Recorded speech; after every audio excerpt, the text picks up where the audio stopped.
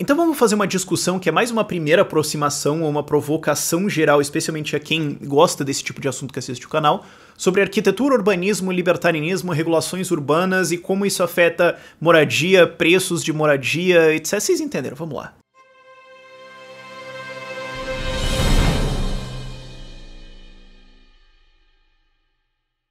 E obviamente isso é inspirado pelo prédio que pegou fogo e caiu lá em São Paulo, claro. Isso acabou me fazendo querer colocar esse vídeo agora. Eu já venho pensando sobre isso há meses ou talvez há alguns anos, honestamente.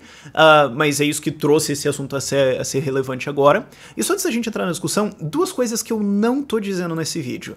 A gente vai falar sobre regulação de construção e tudo mais. E com isso eu não quero dizer que porque o prédio era tombado, o Estado matou pessoas. Eu não quero nem passar a 6 metros de distância desse argumento. Não é isso que eu tô querendo dizer. Tipo, porque tinha regulação de construção, o Estado matou a gente. Não, ok? Você pode fazer esses argumentos com coisas de saúde e tudo mais, outra coisa, mas não é o caso aqui. E nem eu tô dizendo que os pontos que eu vou colocar nesse vídeo são mais importantes do que o fato de que pessoas morreram. Eu não tô querendo dizer isso, porque alguém pode falar, mas o cara não tá falando disso, ou ele não tá falando tanto assim do MTST. Ok, eu quero fazer um vídeo específico sobre isso também, mas sobre o negócio do MTST, coisa de propriedade e tudo mais. Mas eu não tô querendo dizer que só porque eu tô falando de uma coisa eu acho a outra desimportante. Mas tem gente que entende isso e acusa, então, como é, tipo, pessoas que morreram, eu quero deixar isso mais claro. E eu não gosto de fazer vídeos sobre isso, tipo, alguém morreu, como é que eu posso politizar isso pra minha causa? Eu não gosto de fazer isso. Não quer dizer que tá errado, mas eu acho meio... ok? Isso colocado, qual é o caso que a gente tinha ali no prédio? E tinha várias coisas importantes, mas duas que eu quero ressaltar primeiro, o prédio era tombado, e segundo, e isso não é uma fonte tão boa assim, não é uma fonte 10 de 10, eu daria um 4,5 de 10, talvez um 5 de 10. Existe uma influência, porque tem um cara que avalia o preço do prédio para ele ir para leilão, né? Porque o prédio era da União, era da Federação, e o prédio foi a leilão e não foi vendido. E tem um cara que avalia, existe uma pressão nesse avaliador para ele avaliar mais alto, porque se ele avaliar muito baixo e o prédio for vendido, ou um bem qualquer for vendido no preço muito baixo, ele tem medo de sofrer alguma sanção jurídica, ou alguma crítica, ou alguma coisa, porque ele pode ter avaliado muito baixo, então isso faz o cara avaliar a coisa mais alto do que ela deveria ser. O que é especulativo, mas é importante o suficiente pra gente notar que, assim, é plausível que isso aconteça. Esse é todo o meu argumento. Tô dizendo que, tipo, isso acontece, tá, ok? Mas, enfim, isso colocado, ok, era um prédio tombado, tinha todos esses custos por ele ser tombado, ou seja, se você vai reformar, se você vai colocar ele em uso, tem mais regulações em cima que vão subir o custo disso, e ainda tem essa acusação de que o valor dele foi erguido no leilão. Ele foi a leilão por 20 milhões de reais, e era estimado que seria mais 60 milhões de reais pra você reformar o prédio pra ele ser útil, o que é caro para 19 diabos diferente, pulando de um lado pro outro. É muito caro isso. É viável você fazer isso com aquele prédio? Dá lucro? Não. Então, assim, ao tombar aquele prédio e colocar todas essas regulações em cima, você coloca um custo tão alto que ele se torna inútil. Porque o que aconteceria normalmente? Bom, você olha e fala, esse custo é muito grande, isso vai demorar, vai ser muito caro para reformar esse prédio, ele tem problemas, blá blá blá blá blá blá, ou ele não serve. Não tô dizendo que aquele prédio era ruim, enfim, mas digamos, ele vai ter que passar por algumas coisas. E como isso não é viável, o que a gente vai fazer é derrubar o prédio e transformar ele no estacionamento. Ou derrubar o prédio e colocar uma agulha ainda maior em cima. É isso que aconteceria. Não, o prédio é tombado, então não pode derrubar. Mas então tem que fazer todos esses gastos. Bom, como todos esses custos nunca vão dar lucro, nada vai ser feito com esse prédio na história de qualquer coisa na história da humanidade. Ele só vai ficar lá para sempre até ele cair na cabeça de alguém. Isso é uma das consequências de você tombar, de você colocar tudo isso. E isso, de novo, esse prédio cair lá em São Paulo acabou me trazendo esse vídeo, mas isso é uma coisa que eu já me importava muito, mas que fica muito clara quando você vai, por exemplo, para Belém. Eu fui para Belém recentemente palestrar, e você vê vários casarões tombados, vários prédios, casarões tombados, caindo aos pedaços. Isso não quer dizer que Belém é uma cidade ruim, eu amei a cidade, tô querendo levar minha família pra lá passear, mas você vê casarão pra caramba, abandonado, caído, que pegou fogo, podre, que não sei o que virou aquele negócio. Aí você tá olhando e falando, cara, mas a cidade é tão legal, você podia construir tanta coisa legal aqui. Mas é tudo tombado. Então se você fizer uma reforma, tem que ir lá falar com, sei lá, quem tombou isso, ou o IFAM, né, Instituto Patrimônio Histórico Artístico Nacional, é isso.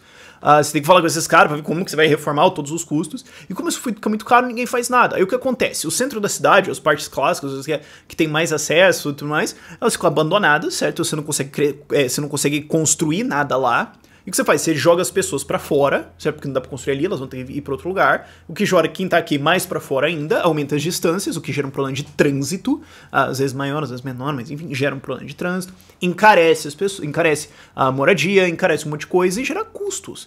Então, assim, essa coisa de ficar tombando coisa, honestamente, isso aí é pra preservar patrimônio histórico no intuito dos caras. Não tô dizendo que assim é canalice de quem faz isso.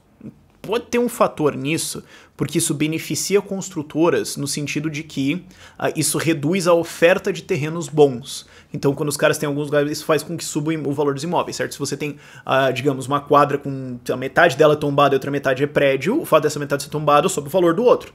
Então, você tem um incentivo, de repente, para quem tá construindo coisas aqui, pra manter essas outras coisas tombadas. Ok, mas eu não tô dizendo que assim, quem mantém isso tombado geralmente é boas intenções. A gente quer preservar um patrimônio histórico. Mas qual que é a consequência disso? Uma das consequências é que você trava a cidade. Tá bom, não vai ter desenvolvimento. Vai ficar tudo parado, cara. A gente vai ter um centro antigo que é só ruínas, e ele vai ser abandonado, ele vai ser tomado por crime e outras coisas também, isso é uma desgraça. E daí vai todo mundo pra outro lado. Só que daqui a 50 anos a galera vai falar, não, mas aquele lugar é muito importante, vamos tombar aquele. Daí todo mundo vai pra outro lado. Cidade tem que se renovar. Essa é a minha visão, porque assim, eu sou muito capitalista, então, claro, se eu não sou quem, né, mas uma das coisas fundamentais de capitalismo, da vida mesmo, é mudança. Você tem que ter um valor, não tô dizendo assim que dane-se o passado é importante, você pode fazer tributos e tudo mais, mas querer travar ele ali faz com que todo mundo fique travado, você para o desenvolvimento inteiro de uma coisa, você gera custos. E quem que paga por isso? Justamente as pessoas mais pobres que vão ser deslocadas mais pra fora. O Rio de Janeiro é outro exemplo disso. Você tem um monte de tombamento. Ah, mas se a gente destombar tudo e vão construir um monte de coisa, vai ser especulação imobiliária. Mas o preço da moradia no Rio de Janeiro vai cair.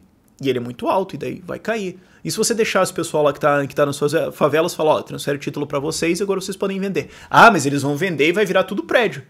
Daí pobre vai ganhar dinheiro, certo? E vai ter mais moradia, o preço vai cair, então muita gente vai se beneficiar com isso. E daí você vai ter construção, né? Você vai ter economia girando, né, com a vista maravilhosa. E isso, as pessoas pobres vão ganhar dinheiro ao vender o terreno, elas podem morar em algum outro lugar, ou se elas não quiserem também, enfim, elas vão ganhar dinheiro, vocês podem até ganhar um emprego por causa disso, muitas coisas podem acontecer. Agora, o que você faz ao manter aquilo lá como uma área de proteção ambiental, falar, não, vocês não podem ter terra, então vocês vão ficar aqui. Bom, você está condenando aquilo a ficar daquele jeito para sempre. É realmente esse o objetivo que você quer cumprir? Eu não tô dizendo assim, eu não tô dizendo que quem faz isso é idiota. Eu tô dizendo assim, dados os objetivos que você quer cumprir, você tem certeza que esses são os melhores meios? Esse é o problema. Outra coisa também, puramente regulações de construção. Eu não tô dizendo assim, você constrói o que você quiser, assim, e não pode ter regulação nenhuma. Você vai ter regulação privada. Ok? Assim como você tem isso em navios. Eu tenho um doutor do canal que trabalha muito na indústria naval e tá me explicando. A seguradora de navio, para dar um seguro para um navio, ela exige que o navio tenha certas qualidades de segurança, porque senão ela fala, bom, se essa porcaria afundar, eu que pago, meu filho. Então a mesma coisa. Uma seguradora que vai segurar uma construção, um apartamento, ou que vai conceder um empréstimo para uma construção, vai exigir coisas de qualidade. Agora, quando você tem o governo intervindo e falando, não, tem que colocar isso, tem que colocar isso, tem que fazer isso, tem que colocar isso aqui, tem que ter adicional, tem que fazer isso aqui, não pode ter esse espaço, tem que ter não sei o que, não sei o que. Isso vai encarecer uma obra. Eu sou de Curitiba, ok? E em Curitiba a galera nota isso. Nossa, aquelas ruas abertas, aquela calçada que nossa senhora, vou jogar futebol na calçada e daí tem o recuo da casa ainda, quer dizer, aquela rua zona, calçadona e o recuo. E podia ser casa. Ah, mas fica bonito. Fica bonito. De fato, fica bonito e reduz a área em que você pode construir. Isso faz com que a cidade se horizontalize, encarece propriedades e joga as pessoas, especialmente os mais pobres, pro pântano, que é onde você tem favelas aqui no Brasil, aqui em Curitiba, no atoleiro. Então assim, a gente pode ou fazer isso e ter essas ruas amplas, ou falar, não, é o seguinte, a calçada pode ser menor, que se aquelas calçadas de São Paulo, assim, que você vê tipo na Moca, aquelas calçadinhas assim em alguns lugares, tenho família na Moca. Você vê umas coisas assim, e daí você pode ter uma rua mais apertada, só que daí o espaço da quadra vai crescer tantos por cento, que faz com que a cidade vá lá, e daí reduz o custo de transporte, que a pessoa não tem que ir lá pra PQP depois do atoleiro pegar o ônibus, é melhor pra todo mundo. Então assim, mas é que eu acho que é mais bonita. Mas o fato de que você acha que a cidade ficou mais bonita com esses recursos todos, te dá o direito de você proibir as pessoas de construírem? Sabe? A sua opinião sobre beleza te dá o direito de impedir alguém de construir alguma coisa? isso gera um direito? Que não gera. E em cima disso, outra coisa que você tem é plano diretor. Ah, não, aqui não pode ter prédios altos. Por quê? Porque a gente quer valorizar aqui, fazer um bairro mais mais calminho, mais... Tá, então o que você está fazendo é que você está artificialmente limitando qual é a oferta possível de apartamentos ou de casas, bom, casas não, enfim, de prédios nessa área, o que reduz a oferta de imóveis, o que aumenta o preço e, de novo, joga a galera lá pro pântano. É isso que você está fazendo quando você coloca um limite. Ah, não, mas é porque daí aqui a gente vai ter um bairro... Escuta. Eu sei que você tem todas essas vontades, ideias e tudo mais, mas se você liberar isso, o que acontece é que a cidade tende a verticalizar mais, né? Porque ela verticalizaria se não fosse proibido. Isso vai ter certas consequências, ok. Mas um dos problemas que você fala, mas a rede de esgoto não vai aguentar, a rede de trânsito não vai aguentar. Porque é tudo estatal. Não existe empreendedorismo nessas áreas. Claro, você vai ter certas limitações de que serviços são oferecidos ali que vão limitar o que você pode construir.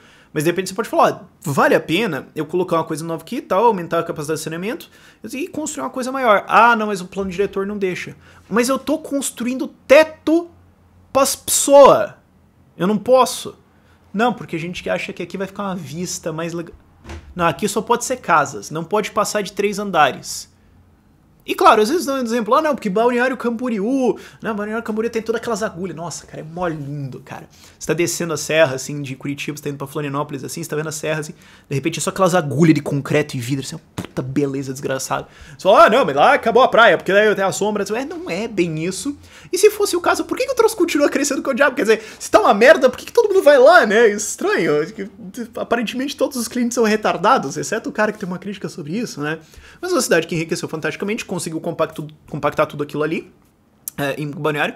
E eu já ouvi o argumento, eu não lembro de quem, honestamente, desculpa se foi você e eu não tô lembrando, mas que o fato de que eles permitiram Balneário Camboriú verticalizar e botar aquelas agulhonas gigantescas fez com que todas as outras praias de Santa Catarina não tivessem que ter adensamento, então elas conseguem ter uma vista melhor. Então concentra no lugar, então, ó, você quer estar concentrado? Vai lá, você quer ter uma casa lá no meio do mato, né, tá uma tucana aqui do lado, pá.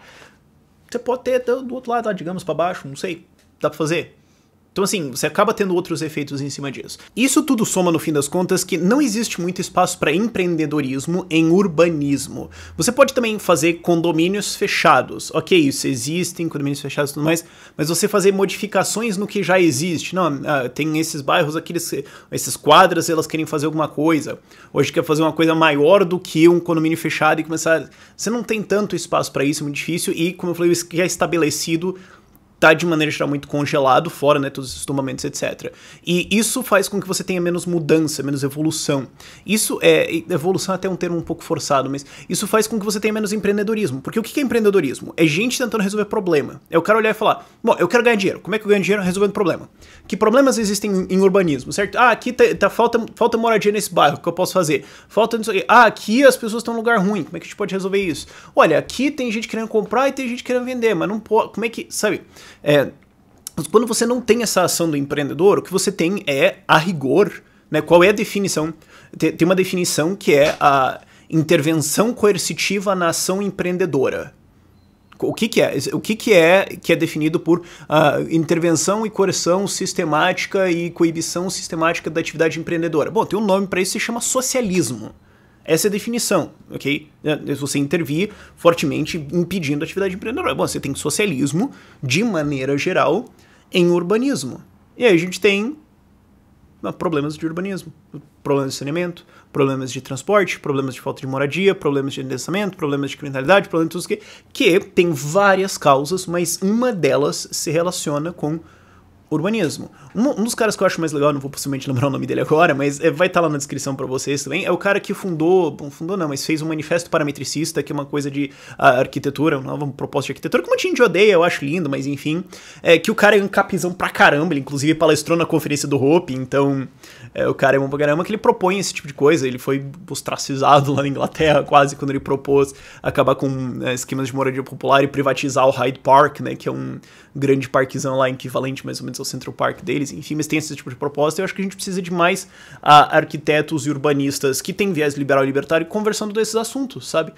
É uma coisa relevante. É um lugar que tem espaço para vocês fazerem contribuições, então comecem a pensar nisso. E só para encerrar, Sobre os registros do site. Eu coloquei isso no fim porque eu não queria atrapalhar o vídeo, mas a gente desativou a necessidade de ter um e-mail de confirmação quando você se registra no nosso site. Se você não sabe o que eu tô falando, vídeo é aquele que o site tá pronto, tá? Eu vou colocar o link lá na descrição. A gente desativou isso e ativou todas as contas que estavam pendentes. Foi uma coisa que a gente tem que fazer por um problema de e-mails muito longo para explicar. Mas se você se registrou e não recebeu o seu e-mail, mesmo assim a sua conta já está ativa. Então você pode ir lá no site, ver o que tá acontecendo, registrar seu grupo, evento, ver o que tá acontecendo lá, vão lá acessar e é isso. Depois eu lembro vocês em outro vídeo sobre isso também, mas tchau, tchau.